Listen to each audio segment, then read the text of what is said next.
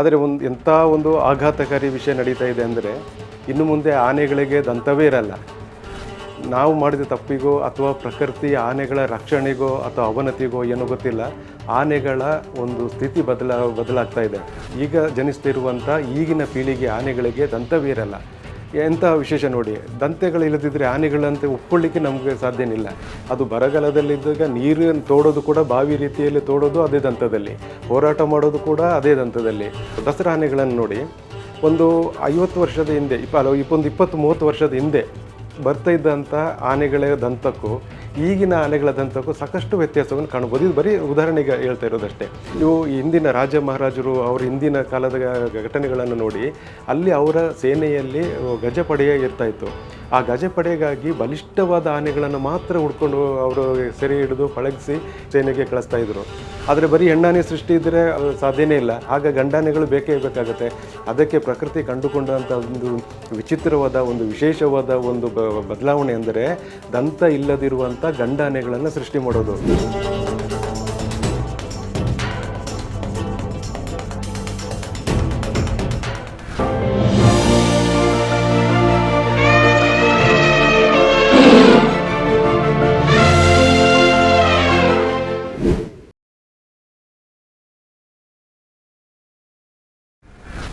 ಎಲ್ರಿಗೂ ನಮಸ್ತೆ. ಈ ಸರಿ ನಾವೊಂದು ವಿಶೇಷವಾದ ವಿಷಯದ ಬಗ್ಗೆ, ಆತಂಕಕಾರಿಯಾದ ಒಂದು ವಿಷಯದ ಬಗ್ಗೆ ಮಾತಾಡೋಣ. ನಾವೆಲ್ಲರೂ ನೋಡಿದ್ದೀವಿ, ಆನೆಗಳನ್ನು ನೋಡಿದ್ದೀವಿ. ಆನೆ ಅಂದ ತಕ್ಷಣ ನಮಗೆ, ಸಲಗದಂದ ತಕ್ಷಣ ನಮಗೆ ನೆನಪಿಗೆ ಬರೋದು, ನಮ್ಮ ಮನಸ್ಸಿನಲ್ಲಿ ಮೂಡೋದು ಒಂದು ದಂತ ಇರುವಂಥ ಒಂದು ವಿಶೇಷ ಲುಕ್ ಇರುವಂಥ ಆನೆಗಳು. ಆದರೆ ಎಂಥ ಒಂದು ಆಘಾತಕಾರಿ ವಿಷಯ ನಡೀತಾ ಇದೆ ಅಂದರೆ, ಇನ್ನು ಮುಂದೆ ಆನೆಗಳಿಗೆ ದಂತವೇ ಇರಲ್ಲ. ಎಲ್ರಿಗೂ ಕೂಡ ಆಶ್ಚರ್ಯ ಆಗ್ಬೋದು, ದಂತ ಇಲ್ಲದ ಆನೆನ ನಮಗೆ ಕಲ್ಪನೆ ಮಾಡ್ಕೊಳ್ಳಿಕ್ಕೆ ಸಾಧ್ಯತೆ ಇದೆಯಾ ಅಂತ. ನೋಡಿ, ನಮ್ಮ ಬದುಕು ಯಾವ ರೀತಿ ಆಗಿದೆ ಅಂದರೆ, ಎಲ್ಲ ಧಾವಂತದಲ್ಲಿದ್ದೀವಿ ನಾವು. ಯುದ್ಧ ಆಗಿರ್ಬೋದು, ದ್ವೇಷ ಆಗಿರ್ಬೋದು, ಈ ಎಲ್ಲ ಚಟುವಟಿಕೆಗಳ ಮಧ್ಯೆ ಪ್ರಕೃತಿಯಲ್ಲಿ ಆಗ್ತಿರುವಂಥ ತಲ್ಲಣಗಳನ್ನು ನಾವು ಮರಿತಾ ಇದ್ದೀವಿ. ಪ್ರಕೃತಿ ನಮಗೆ ಸಾಕಷ್ಟು ಎಚ್ಚರಿಕೆಗಳನ್ನು ಕೊಡ್ತಾ ಬರ್ತಾ ಇದೆ. ನಮ್ಗೆ ಯಾರೂ ಕೂಡ ಅದನ್ನು ನೋಡುವಂಥ ಧಾವಂತವಾಗಲಿ, ಅದನ್ನು ತಿಳ್ಕೊಳ್ಳುವಂಥ ಮನಸ್ಥಿತಿಯಾಗಿ ನಮಗಿಲ್ಲ. ನಾವು ಮಾಡಿದ ತಪ್ಪಿಗೋ ಅಥವಾ ಪ್ರಕೃತಿ ಆನೆಗಳ ರಕ್ಷಣೆಗೋ ಅಥವಾ ಅವನತಿಗೋ ಏನೋ ಗೊತ್ತಿಲ್ಲ, ಆನೆಗಳ ಒಂದು ಸ್ಥಿತಿ ಬದಲಾಗ್ತಾ ಇದೆ. ನಿಜ, ಬದಲಾವಣೆ ಅನ್ನೋದು ಜಗದ ನಿಯಮ. ಆದರೆ ಆ ಪ್ರಕೃತಿಯಲ್ಲಿ ಒಂದು ತಲ್ಲಣ ಈಗ ಆಗ್ತಾ ಇರೋದು ಏನಂದರೆ, ಆನೆಗಳಿಗೆ ದಂತ ಇಲ್ಲದಿರೋದು. ಈಗ ಜನಿಸ್ತಿರುವಂಥ ಈಗಿನ ಪೀಳಿಗೆ ಆನೆಗಳಿಗೆ ದಂತವೇ ಇರಲ್ಲ. ಎಂಥ ವಿಶೇಷ ನೋಡಿ, ದಂತೆಗಳಿಲ್ಲದಿದ್ದರೆ ಆನೆಗಳಂತೆ ಒಪ್ಕೊಳ್ಳಿಕ್ಕೆ ನಮಗೆ ಸಾಧ್ಯನಿಲ್ಲ. ಯಾಕೆ ಹೀಗೆ ಆಗ್ತಾಯಿದೆ? ನೀವು ರಿಸರ್ಚ್ ನೋಡ್ತಾ ಇರ್ಬೋದು ಅಥವಾ ಅಧ್ಯಯನ ನೋಡ್ತಾ ಇರ್ಬೋದು. ಸಾಕಷ್ಟು ಒಂದು ಈಗಿನ ಪೀಳಿಗೆಗೆ ಯಾವ ದೇಶದಲ್ಲಿ ಆಗಲಿ, ಅದು ಆಫ್ರಿಕನ್ ಆನೆ ಆಗಲಿ ಅಥವಾ ಏಷ್ಯನ್ ಆನೆಗಳಾಗಲಿ, ಆ ನಮ್ಮ ಗಂಡಾನೆಗಳಿಗೆ ದಂತವೇ ಇರಲ್ಲ. ದಂತ ಇಲ್ಲದ ದಂತರಹಿತ ಆನೆಗಳ ಸಂತತಿ ಹೆಚ್ಚಾಗ್ತಾ ಇದೆ.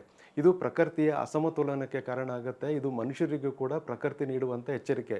ನಾವು ಇದನ್ನು ಗಂಭೀರವಾಗಿ ಪರಿಗಣಿಸಲಿಲ್ಲ ಅಂದರೆ ಯಾರೂ ಕೂಡ ಇದನ್ನು ನೋಡೋದೇ ಇಲ್ಲ. ಇದನ್ನು ಆನೆಗಳು ನೋಡ್ತಾರೆ, ಮರಿತಾರೆ. ಕೆಲವು ಆನೆಗಳನ್ನು ನಾವು ಇಟ್ಕೊಂಡು ಬರ್ತೀವಿ, ಅವುಗಳಿಗೆ ದಂತ ಇರುತ್ತೆ, ಇಷ್ಟಕ್ಕೆ ಮರಿತೀವಿ. ಇಲ್ಲ, ಆನೆಗಳು ಇತ್ತೀಚೆಗೆ ದಂತ ಇಲ್ಲದೆ ಜನಿಸ್ತಾ ಇರೋದು ತುಂಬ ಆಘಾತಕಾರಿ ಮತ್ತು ನಮ್ಗೆ ಕೊಡ್ತಿರುವಂಥ ಎಚ್ಚರಿಕೆ. ನೀವು ನೋಡ್ತಿರ್ಬೋದು, ಆನೆಗಳಿಗೆ ದಂತ ಅಗತ್ಯ ಇದೆಯಾ ಅಂತೇಳಿ. ಆನೆಗಳಿಗೆ ಆ ದಂತ ಇದ್ದರೇ ಆನೆಗಳು. ಯಾಕಂದರೆ ಅದು ದಂತದಲ್ಲಿ ಅದರ ರಕ್ಷಣೆ ಆಗಿರ್ಬೋದು, ಅದರ ಬೇರೆ ಬೇರೆ ಕೆಲಸಗಳಾಗಿರ್ಬೋದು. ನಿಮಗೆ ಹಿಂದಿನ ಕೂಡ ಎಪಿಸೋಡಲ್ಲಿ ಹೇಳಿದೆ, ಅದು ಬರಗಾಲದಲ್ಲಿದ್ದಾಗ ನೀರನ್ನು ತೋಡೋದು ಕೂಡ ಬಾವಿ ರೀತಿಯಲ್ಲಿ ತೋಡೋದು ಅದೇ ದಂತದಲ್ಲಿ, ಹೋರಾಟ ಮಾಡೋದು ಕೂಡ ಅದೇ ದಂತದಲ್ಲಿ, ಮತ್ತು ಎಲ್ಲ ಕೆಲಸಗಳಿಗೆ ನೆರವಾಗುವಂಥದ್ದು ದಂತ. ಆ ದಂತ ಇಲ್ಲಾಂದರೆ ಸಲಗದ ಒಂದು ಗಂಡಾನೆ ಅಂತ ನಮ್ಗೆ ಹೇಳಿಕೊಳ್ಳಿಕ್ಕೆ ಸಾಧ್ಯನೇ ಇಲ್ಲ. ನೀವು ಕಾಡಲ್ಲಿ ನೋಡ್ಬೋದು. ನಮ್ಮ ಊರಲ್ಲೂ ಕೂಡ ಈಗಲೂ ಕೂಡ ನಡೀತಾ ಇದೆ. ಈ ಕಾಡಾನೆಗಳು ಬಂದು ಕೆಲವು ಮರಗಳನ್ನು ಗುರುತು ಮಾಡ್ತೇವೆ. ಅದು ಆ ಮರಗಳಿಗೆ ಅವು ದಂತದಿಂದ ಬಂದು ಉಜ್ಜುತ್ತವೆ. ಅವು ಪ್ರತಿ ರಾತ್ರಿ ಬಂದು ದಂತದಿಂದ ಉಜ್ಜಿ, ಅದು ನಮ್ಮ ಮೇಲೆ ನೋಡುವಾಗ ಏನಾಗುತ್ತೆ, ಅದರ ತೊಗಟೆ ತೆಗೆದು ತಿನ್ನಲಿಕ್ಕೆ ಅಂತೇಳಿ ನಾವು ತಿಳ್ಕೊಳ್ತೀವಿ. ತಿನ್ನುತ್ತೆ ನಿಜ ಅದು. ಆದರೆ ಅದರ ದಂತವನ್ನು ಅದು ಚೂಪ್ ಮಾಡ್ತೇವೆ ಬಂದು. ಅದನ್ನು ಆ ಎದುರುಗಳನ್ನು ಎದುರಿಸಲಿಕ್ಕಾಗಿರ್ಬೋದು, ಬೇರೆ ಬೇರೆ ಕೆಲಸಕ್ಕಾಗಿರ್ಬೋದು, ಅಥವಾ ಅದು ಕೂಡದಿರಲಿ ಅಂತೇಳಿ. ಯಾಕಂದರೆ ಸುಂಡಿಲು ಅದನ್ನು ಮೂಮೆಂಟಿಗೆ ಅದು ಈಸಿ ಆಗಲಿ ಅನ್ನೋ ಕಾರಣಕ್ಕೆ ಅದೇ ಪ್ರಕೃತಿಯಲ್ಲಿ ಕಂಡುಕೊಂಡಂಥದ್ದು ದಂತಗಳನ್ನು ತುಂಬ ಚೆನ್ನಾಗಿ ಬಳಕೆ ಮಾಡ್ತಾಯಿತ್ತು. ಆದರೆ ಈಗ ದಂತ ಬಳಕೆ ಕಡಿಮೆ ಆದ ನಂತರ ಆನೆಗಳಿಗೆ ದಂತವೇ ಇಲ್ಲದ ರೀತಿಯಲ್ಲಾಗ್ತದೆ. ಇದು ತುಂಬ ಒಂದು ಎಚ್ಚರಿಕೆಯನ್ನು ತೆಗೆದುಕೊಳ್ಬೇಕಾಗತ್ತೆ. ಬೇರೆ ಯಾವುದು ಬೇಡ ನಿಮಗೆ. ನಾವು ದಸರಾ ಆನೆಗಳನ್ನು ನೋಡಿ, ಒಂದು 50 ವರ್ಷದ ಹಿಂದೆ, 20-30 ವರ್ಷದ ಹಿಂದೆ ಬರ್ತಾ ಇದ್ದಂಥ ಆನೆಗಳ ದಂತಕ್ಕೂ ಈಗಿನ ಆನೆಗಳ ದಂತಕ್ಕೂ ಸಾಕಷ್ಟು ವ್ಯತ್ಯಾಸವನ್ನು ಕಾಣ್ಬೋದು. ಇದು ಬರೀ ಉದಾಹರಣೆಗೆ ಹೇಳ್ತಾ ಇರೋದಷ್ಟೇ. ಇಂದಿನ ಕೆಲವು ಆನೆಗಳನ್ನು ನೋಡಿ ದಂತ ಯಾವ ರೀತಿ ಬಲಿಷ್ಠವಾಗಿ, ಉದ್ದವಾಗಿ ಮತ್ತು ದಪ್ಪವಾಗಿರ್ತಿತ್ತು ಅಂದರೆ ಈಗಿನ ಆನೆಗಳಿಗೆ ಅವು ಇಲ್ಲ. ಯಾಕೆಂದರೆ ಅದು ಪ್ರಕೃತಿಯಲ್ಲಿ ಬದಲಾವಣೆ ಆಗ್ತಾ ಬರ್ತಾ ಇದೆ. ಇದು ತುಂಬ ವಿಶೇಷವಾದದ್ದು. ಸಾಕಷ್ಟು ಅಧ್ಯಯನಗಳು ನಡೀತಾ ಇದೆ, ಸೂಕ್ಷ್ಮವಾಗಿ ಇದನ್ನು ಗಮನಿಸ್ತಾ ಇದ್ದಾರೆ, ಯಾಕೆ ಈ ರೀತಿ ಆಗ್ತಾ ಇದೆ ಅಂತೇಳಿ. ಇದಕ್ಕೆ ನಾವು ಮುಖ್ಯವಾಗಿ ಒಂದು 3ರಿಂದ 4 ಕಾರಣಗಳನ್ನು ಕೊಡ್ಬೋದು. ಈ ದಂತ ಇಲ್ಲದ ಆನೆಯ ಸಂತತಿ ಜನಿಸಲಿಕ್ಕೆ ಏನು ಕಾರಣ ಅಂತೇಳಿ. ಮೊದಲನೇದಾಗಿ ಈ ಆನೆಗಳನ್ನು ನಾವು ಒಂದು ಬಲಿಷ್ಠವಾದ ಆನೆಗಳನ್ನು ನಾಶ ಮಾಡ್ತಾ ಬರ್ತಾ ಇದ್ದೀವಿ. ಇವತ್ತಿನ ನಿನ್ನೆದಲ್ಲ, ಸುಮಾರು 1000 ವರ್ಷಗಳಿಂದ. ನೀವು ಈ ಹಿಂದಿನ ರಾಜ ಮಹಾರಾಜರು ಅವ್ರ ಹಿಂದಿನ ಕಾಲದ ಕೆಲವು ಘಟನೆಗಳನ್ನು ನೋಡಿ, ಅಲ್ಲಿ ಅವರ ಸೇನೆಯಲ್ಲಿ ಗಜಪಡೆಯ ಇರ್ತಾಯಿತ್ತು. ಆ ಗಜಪಡೆಗಾಗಿ ಬಲಿಷ್ಠವಾದ ಆನೆಗಳನ್ನು ಮಾತ್ರ ಹುಡ್ಕೊಂಡು ಅವರು ಸೆರೆ ಹಿಡಿದು ಪಳಗಿಸಿ ಇದಕ್ಕೆ ಕಳಿಸ್ತಾ ಇದ್ರು, ಸೇನೆಗೆ ಕಳಿಸ್ತಾ ಇದ್ರು. ಹೀಗಾಗಿ ಏನಾಯಿತು ಅಂದರೆ, ಒಂದು ಬಲಿಷ್ಠವಾದ ಸಂತತಿಯನ್ನು ನಾವು ಹಂತವಾಗಿ ಸಾವಿರಾರು ವರ್ಷಗಳಿಂದ, ನೂರಾರು ವರ್ಷಗಳಿಂದ ಅದನ್ನು ನಾಶ ಮಾಡ್ತಾ ಬರ್ತಾ ಇದ್ದೀವಿ. ನಂತರ ಆ ಆನೆಗಳನ್ನು ಬ್ರಿಟಿಷ್ ಯುಗದಲ್ಲಾಗಿರ್ಬೋದು ಅಥವಾ ನಂತರದಾಗಿರ್ಬೋದು, ಆ ಆನೆಗಳನ್ನು ಭಾರ ಹೊರಲಿಕ್ಕೆ, ಅಂದರೆ ಬೆಟ್ಟಗುಡ್ಡಗಳಲ್ಲಿ ಸೇನೆಗೆ ಶಸ್ತ್ರಾಸ್ತ್ರಗಳನ್ನು ಸಾಗಿಸಲಿಕ್ಕೆ ಇವುಗಳನ್ನು ಬಳಕೆ ಮಾಡಲಿಕ್ಕೆ ಆರಂಭ ಮಾಡಿದ್ರು. ಈ ರೀತಿಯಾಗಿ ಒಂದು 1000 ವರ್ಷಗಳಿಂದ ಬಲಿಷ್ಠವಾದ ಒಂದು ಸಂತತಿನ ನಾವು ಕಡಿಮೆ ಮಾಡ್ಕೊಂಡು ಬರ್ತಾ ಇದ್ದೀವಿ. ನಂತರದ ಒಂದು ಘಟನೆ ಅಂದರೆ ಬೇಟೆ ಮತ್ತು ಕ್ರೀಡೆ. ಬೇಟೆ ನೀವು ಗೊತ್ತಿರ್ಬೋದು, ಒಂದು ಮೋಜಿಗಾಗಿ ನಾವು ಮಾನವ ಮಾಡಿದಂಥ ಒಂದು ದುರಂತಕ್ಕೆ ಇವತ್ತು ದಂತಗಳಿರುವ ಆನೆಗಳೇ ಕಡಿಮೆ ಆಗ್ತಾ ಬರ್ತಾ ಇದೆ. ಆ ಬೇಟೆಗೆ ಹೋಗ್ತಾ ಇದ್ದಾಗ ಬರೀ ಎಲ್ಲಿ ತುಂಬ ದೊಡ್ಡದಾದ ದಂತ ಇದೆ ಅಂಥ ಆನೆಗಳನ್ನು ಮಾತ್ರ ಹುಡುಕ್ತಾ ಇದ್ರು, ಅವುಗಳನ್ನು ಗುಂಡು ಹೊಡೆದು ಕೊಲ್ತಾ ಇದ್ರು, ದಂತಗಳನ್ನು ಅವರು ತಗೊಳ್ತಾ ಇದ್ರು. ಹೀಗಾಗಿ ದಂತ ಇರುವ ಆನೆಗಳೆಲ್ಲ, ಬಲಿಷ್ಠವಾದ ಆನೆಗಳ ನಾಶ ಆಯಿತು. ಮತ್ತು ಆಫ್ರಿಕಾದಲ್ಲಿ ಈಗಲೂ ಕೂಡ ಇದೆ, ಅಲ್ಲಿ ಕ್ರೀಡೆ ನಡೀತೆ. ಕ್ರೀಡೆ ಏನು ಅಂದರೆ ಎಲ್ಲ ಒಂದು ಟ್ರೋಫಿ, ಅದು ಆನೆಗಳನ್ನು ಕೊಲ್ಲುವಂಥ ಒಂದು ಕ್ರೀಡೆ. ಅದು ಬೇರೆ ಬೇರೆ ದೇಶಗಳಿಂದ ಜನಗೆ ಅಲ್ಲಿಗೆ ಹೋಗ್ತಾ ಇದ್ರು, ಅಲ್ಲಿ ಒಂದು ಕಾಂಪಿಟೇಷನ್ ನಡೀತಾ ಇತ್ತು. ಕಾಡಿಗೆ ನುಗ್ಗಿ ಬಲಿಷ್ಠವಾದ ಆನೆಗಳನ್ನು ಕೊಲ್ಲೋದು. ಯಾರು ತುಂಬ ದೊಡ್ಡದಾದ ಆನೆಗಳನ್ನು ಕೊಲ್ತಾರೋ ಅವರಿಗೆ ಬಹುಮಾನ ಕೊಡುವಂಥ ಒಂದು ದುಷ್ಟವಾದ ಒಂದು ನೀಚತನದ ಒಂದು ಕೆಲಸ ನಡೀತಾ ಇತ್ತು. ಹೀಗಾಗಿ ಆಫ್ರಿಕನ್ ಆನೆಗಳಲ್ಲಿ ದಂತ ಇರುವ ಆನೆಗಳಲ್ಲೇ ಇಲ್ಲ, ಆಲ್ಮೋಸ್ಟ್ ಅದು ನಾಶ ಆಗಿದೆ. ಹಾಗಾಗಿ ಅತಿ ಹೆಚ್ಚು ದಂತ ಇಲ್ಲದ ಆನೆಗಳು ಸೃಷ್ಟಿ ಆಗ್ತಿರೋದು ಕೂಡ ಇವತ್ತು ಆಫ್ರಿಕನ್ ಅಲ್ಲಿ ವಿಕಾಸವಾದವನ್ನು ನೋಡಿ ನಾವೆಲ್ಲರೂ ಕೂಡ ಗಮನಿಸ್ತೀವಿ. ಪ್ರಕೃತಿ ಯಾವ ರೀತಿ, ಒಂದು ಪ್ರಾಣಿ, ಒಂದು ಜೀವಿ, ಒಂದು ತನಗೆ ಅಗತ್ಯ ಇದೆ, ನನ್ನ ಪ್ರಕೃತಿಗೆ ಸಮತೋಲನಕ್ಕೆ ಅಗತ್ಯ ಇದೆ ಅಂದರೆ ಆ ಪ್ರಕೃತಿ ಅಲ್ಲಿ ಬದಲಾವಣೆಗಳನ್ನು ತರುತ್ತೆ. ಈ ಆನೆಗಳಿಗೆ ದಂತ ಇಲ್ಲದಿರೋದಕ್ಕೆ ಕಾರಣವೂ ಕೂಡ ಈ ಪ್ರಕೃತಿಯ ವಿಕಾಸವಾದ. ಅಂದರೆ ಇಲ್ಲಿ ಆನೆಗಳನ್ನು ಕೊಲ್ತಾ ಇದ್ದಾರೆ ಅಂದರೆ ದಂತಗಳಿರುವ ಆನೆಗಳನ್ನು ಮಾತ್ರ ಕೊಲ್ತಾರೆ. ಆಗ ದಂತಗಳೇ ಇಲ್ಲದಿದ್ದರೆ ಆನೆಗಳನ್ನು ಕೊಲ್ಲೋದೇ ಇಲ್ಲ. ಯಾರು ಕೂಡ ಹೆಣ್ಣಾನೆಗಳನ್ನು ಕೊಲ್ಲಲ್ಲ. ಆದರೆ ಬರೀ ಹೆಣ್ಣಾನೆ ಸೃಷ್ಟಿ ಇದ್ದರೆ ಸಾಧ್ಯನೇ ಇಲ್ಲ. ಆಗ ಗಂಡಾನೆಗಳು ಬೇಕೇ ಬೇಕಾಗುತ್ತೆ. ಅದಕ್ಕೆ ಪ್ರಕೃತಿ ಕಂಡುಕೊಂಡಂಥ ಒಂದು ವಿಚಿತ್ರವಾದ, ಒಂದು ವಿಶೇಷವಾದ ಒಂದು ಬದಲಾವಣೆ ಅಂದರೆ ದಂತ ಇಲ್ಲದಿರುವಂಥ ಗಂಡಾನೆಗಳನ್ನು ಸೃಷ್ಟಿ ಮಾಡೋದು. ಯಾರು ಕೂಡ ನಗಬೇಡಿ, ಇದು ನಿಜವಾಗಿ ಆಗ್ತಾ ಇರುವಂಥದ್ದು, ಸ್ಟಡಿ ನಡೀತಾ ಇರುವಂಥದ್ದು. ಇದು ಈ ವಿಕಾಸವಾದನ ನೀವು ಹಿಂದೆ ಗಮನಿಸ್ತಾ ಬಂದಾಗ ಮನುಷ್ಯನಿಂದ ಹಿಡಿದು ಎಲ್ಲ ಪ್ರಾಣಿಗಳ ವಿಕಾಸವಾದದಲ್ಲಿ ಆಗ್ತಿರುವಂಥ ಪ್ರಕೃತಿಯ ಒಂದು ವಿಶೇಷವಾದ ಗುಣ ಇದು. ಹಾಗಾಗಿ ಇವತ್ತು ನಮಗೆ ದಂತ ಇಲ್ಲದ ಆನೆಗಳ ಸೃಷ್ಟಿಯಾಗಲಿಕ್ಕೆ ಕೂಡ ಕಾರಣ ಈ ರೀತಿ ಬದಲಾವಣೆ. ಆನೆಗಳನ್ನು ರಕ್ಷಣೆ ಮಾಡಬೇಕು ಅನ್ನೋ ಕಾರಣಕ್ಕಾಗಿ ಪ್ರಕೃತಿ ಕಂಡುಕೊಂಡಂಥ ಒಂದು ಉತ್ತರ ಇದು. ಇದು ಒಂದು ಕಾರಣ. ಇದು ಎರಡನೇ ಕಾರಣ ಏನು ಅಂದರೆ, ನಾವು ಎಲ್ಲವನ್ನು ನಮ್ಮ ಜನಸಂಖ್ಯೆ ಜಾಸ್ತಿ ಆದಾಗ ಈ ಆನೆ ಕಾರಿಡಾರ್ ಅಂತ ಹೇಳ್ತೀವಲ್ಲ, ಆನೆ ಕಾರಿಡಾರನ್ನು ನಾವು ತುಂಡು ಮಾಡಿದ್ದೀವಿ, ಕಟ್ ಮಾಡಿದ್ದೀವಿ. ಅದು ಅಂದರೆ ಆನೆಗಳು ಹೌದು ಹಠ ಹಿಡಿದರೆ ಒಂದು ದಿನಕ್ಕೆ 80 ಕಿಲೋಮೀಟರ್ವರೆಗೆ ನಡ್ಕೊಂಡು ಹೋಗ್ತವೆ. ಅವು ನೀರು, ಮೇವು ಅಥವಾ ಬೇರೆ ಬೇರೆ ಕಾರಣಕ್ಕೆ ಒಂದು ದಿನಕ್ಕೆ 80 ಕಿಲೋಮೀಟರ್ವರೆಗೆ ನಡೀತಾ ಇದು. ಆ ರೀತಿ ಒಂದು ಬದಿಯಿಂದ ಇನ್ನೊಂದು ಕಾಡಿಗೆ ಯಾವುದು ನಡ್ಕೊಂಡು ಹೋಗ್ತಾ ಇದ್ದಂಥ ಅದರದ್ದು ಕಾರಿಡಾರ್ ಇತ್ತಲ್ಲ, ಅದರೊಂದು ಮಾರ್ಗ ಇತ್ತಲ್ಲ, ಆ ಮಾರ್ಗ ಕಟ್ಟಾಗಿದೆ. ಆ ಮಾರ್ಗ ಕಟ್ಟಾಗಿರೋದಕ್ಕೂ ನಿಮಗೆ ಕೇಳ್ಬೋದು, ಮಾರ್ಗ ಕಟ್ಟಾಗೋದಕ್ಕೂ ಈ ರೀತಿ ದಂತ ಇಲ್ಲದ ಆನೆ ಸೃಷ್ಟಿಗೂ ಏನು ಕಾರಣ ಅಂತೇಳಿ. ಅಲ್ಲೇ ಇರೋದು ರಹಸ್ಯ. ಅದು ಏನಾಗ್ತಾ ಇತ್ತು ಅಂದರೆ, ಆನೆಗಳ ಒಂದು ಸಾಮಾಜಿಕ ಜೀವನ ಯಾವ ರೀತಿ ಅಂದರೆ, ಅದು ಒಂದು ಗುಂಪು ನಡ್ಕೊಂಡು ಹೋಗ್ತಾ ಇರುತ್ತೆ, ಬೇರೆ ಬೇರೆ ಕಡೆ ಕಾರಿಡಾರಲ್ಲಿ ಹೋಗುತ್ತೆ. ಹೋದಾಗ ಇನ್ನೊಂದು 50 ಕಿಲೋಮೀಟ್ರ್ ದೂರದಲ್ಲೋ 100 ಕಿಲೋಮೀಟ್ರ್ ದೂರದಲ್ಲೋ ಬೇರೊಂದು ಗುಂಪು ಸಿಗುತ್ತೆ. ಆ ಗುಂಪು ಜೊತೆ ಅಲ್ಲಿನ ಗಂಡಾನೆ ಸೇರ್ತಾ ಇತ್ತು. ಅಂದರೆ ಆನೆಗಳ ವಿಶೇಷತೆ ಗುಣ ಎಂದರೆ, ಅದು ತನ್ನ ಗುಂಪಿನಲ್ಲಿ ಅದು ಮಿಲನ ಮಾಡಲ್ಲ, ಗಂಡು ಹೆಣ್ಣು ಮಿಲನ ಮಾಡಲ್ಲ. ಅದು ಕಾರಿಡಾರಲ್ಲಿ ನಡ್ಕೊಂಡು ಹೋದಾಗ ಇನ್ನೊಂದು ಎಷ್ಟೊಂದು ದೂರದಲ್ಲಿ ಇನ್ನೊಂದು ಗುಂಪು ಇರುತ್ತಲ್ಲ, ಆ ಗುಂಪಿನ ಹೆಣ್ಣಾನೆಯೊಂದಿಗೆ ಈ ಗುಂಪಿನ ಬಲಿಷ್ಠವಾದ ಗಂಡಾನೆ ಮಿಲನವಾದಾಗ ಅಲ್ಲೊಂದು ಬಲಿಷ್ಠವಾದ ಸಂತತಿ ಸೃಷ್ಟಿ ಆಗ್ತಾ ಇತ್ತು. ಇದು ಪ್ರಕೃತಿಯ ಒಂದು ನಿಯಮ ಇದು.